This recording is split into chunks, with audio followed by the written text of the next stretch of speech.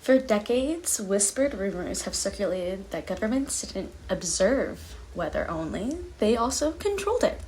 In the US, these rumors draw strength from confirmed programs like Operation Popeye, a US military cloud seeding effort in Vietnam from 1967 to 72, and Project Storm Fury from 1962 to 83, attempts by the US agencies to weaken hurricanes via cloud seeding.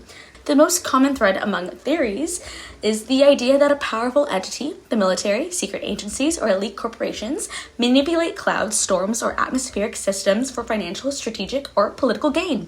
One of the most pervasive is the chemtrails theory, the belief that the long white streaks left by high-altitude aircrafts are not simply contrails, but chemical or non-particle payloads sprayed deliberately to modify weather, suppress rainfall, engineer drought, or even influence mines.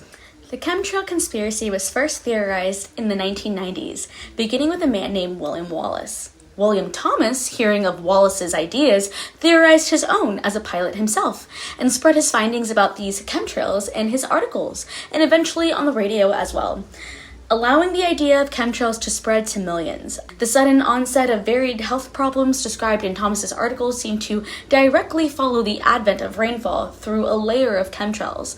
These ideas have even entered state legislatures.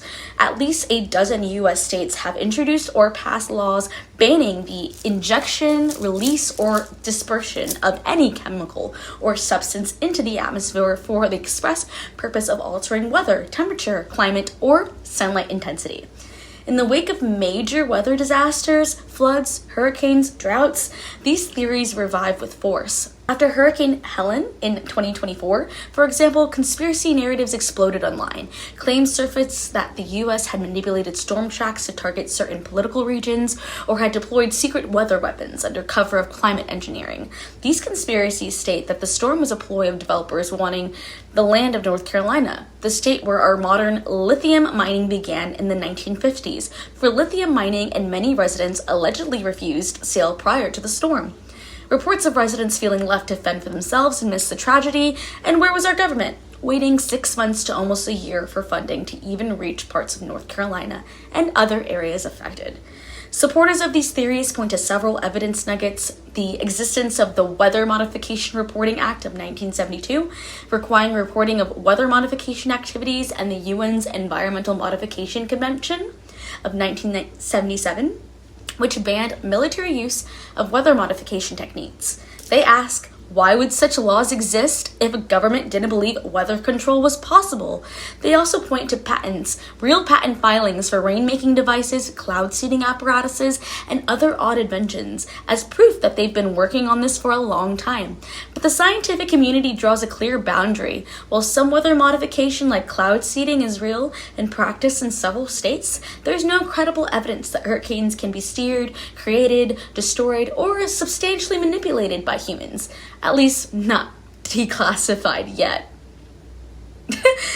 One of the most potent modern facets of the theory involves geoengineering and solar radiation management. These are proposed large-scale interventions to reflect sunlight or inject aerosols into the stratosphere to cool the planet. The theories claim these technologies are already in secret use, sprayed from planes under the chemtrails guide. In reality, SRM remains largely theoretical and untested at scale, supposedly. But what do you think? Personally, I wouldn't be surprised, and with everything that we have now coming out, who knows? I mean, Bill Gates wants to spray things so the sun gets reflected, right? And what else is there, right? We have RFK Jr. literally on live television talking about chemtrails and actually persecuting the people who are doing that. So, doesn't seem like a conspiracy to me. But who knows? Will it all come out? I don't know. Maybe we'll see in 50 years when we read some declassified files confirming a lot of these things that we call conspiracies,